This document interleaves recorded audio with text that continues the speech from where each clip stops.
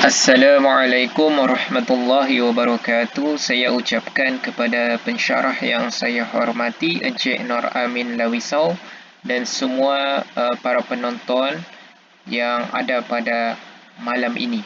Jadi saya ingin membicarakan ataupun memperkenalkan sebuah inovasi digital yang bernama DigiComic.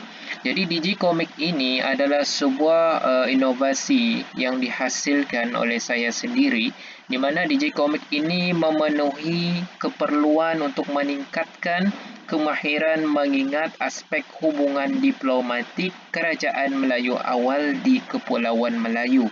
Jadi DigiComic ini adalah sebuah pembangunan, sebuah intervensi dan juga sebuah pembaharuan hasil daripada refleksi sesi pengajaran dan pembelajaran yang berlaku pada sebelum ini, di mana murid-murid tidak dapat mengingat apakah bentuk-bentuk hubungan diplomatik dan juga apakah manfaat dari aspek sosial dan juga ekonomi hasil daripada hubungan diplomatik. Jadi hasil daripada refleksi PDP tersebut, maka penulis ataupun inovator mengambil inisiatif untuk menghasilkan dan mewujudkan DigiComic ini. Jadi DigiComic ini ibaratnya dua dalam satu sambil menyelam minum air dan memiliki dua kebolehan ataupun dua kemampuan. Yang pertama ialah aspek input, iaitu komik sejarah itu sendiri, dan juga yang kedua dari aspek kuis, iaitu pengujian terhadap input yang telah pun diusahakan. Iaitu dari aspek pertama iaitu komik sejarah, di mana semua perkara ataupun semua bentuk yang menjadi satu kepentingan dan yang perlu di-highlight seperti bentuk-bentuk hubungan diplomatik dan juga manfaat telah diadaptasi, telah diaplikasi dalam bentuk naratif komik. Jadi biasanya murid-murid ini akan lebih tertarik dan juga cepat memahami sesuatu perkara jika perkara itu dapat diceritakan secara naratif dan mengikut kerelevanan, iaitu dari aspek perkomikan ataupun dalam kaedah lainnya iaitu kaedah komik. Jadi murid akan membaca komik-komik tersebut dan mengadaptasi dan mendapatkan ilmu daripada komik yang dihasilkan. Dan selepas daripada membaca komik tersebut, murid-murid boleh pergi kepada kuis untuk menguji kefahaman mereka dan input yang mereka terima daripada komik tersebut. Baiklah, kita uji pertama, iaitu kita pergi ke button komik sejarah. Baiklah, untuk komik ini setiap helaian memiliki dua button yang berfungsi, iaitu button yang pertama ialah button seterusnya, iaitu yang berfungsi untuk membawa pembaca ke helaian komik yang seterusnya. Manakala button kembali ini akan membawa pembaca untuk pergi ke halaman utama, okey, ataupun halaman yang sebelumnya. Okey, kita cuba. Jika kita tekan kembali, dia akan pergi ke halaman yang sebelumnya. Okey.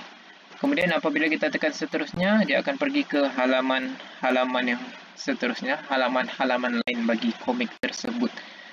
Jadi komik ini merupakan satu intervensi ataupun satu daya tarikan yang diinisiatifkan ataupun pembaharuan dalam dunia pendidikan, iaitu menerapkan satu elemen ataupun satu perkara dan melalui komik, iaitu penceritaan kaedah komik.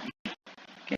Dan apa yang menarik di sini bukan sahaja komik, tetapi ia juga ada soalan kuis untuk menguji kefahaman murid terhadap hasil bacaan yang dilakukan. Jadi boleh kita mulakan di sini. Baiklah, ini adalah terdapat 7 soalan kuis untuk menguji kefahaman dan sesuai dengan input yang diberikan dalam komik tadi.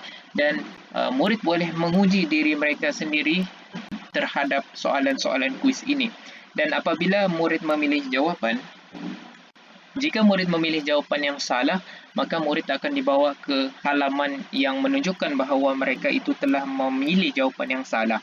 Jika murid itu memilih jawapan yang betul, maka murid itu akan dibawa ke halaman untuk memberitahu dan menotifikasi bahawa murid itu dibawa ke telah menjawab jawapan dengan menjawab soalan dengan betul.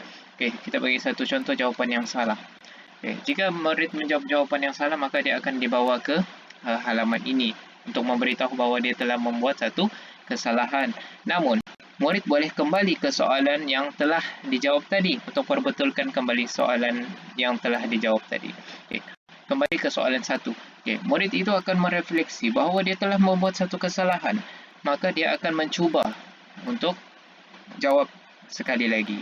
Okay. Contohnya dia jawab jawapan yang betul. Maka dia akan dibawa ke halaman yang menotifikasikan kepada dia bahawa dia telah menjawab jawapan dengan betul. Okay. Dan dia boleh teruskan ke soalan 2. Ya, soalan yang betul. Yes. Dan dibawa ke soalan, dibawa ke halaman ini, maka di sini juga ada button, ada 7 button, iaitu menu utama. Dia akan kembali ke menu utama.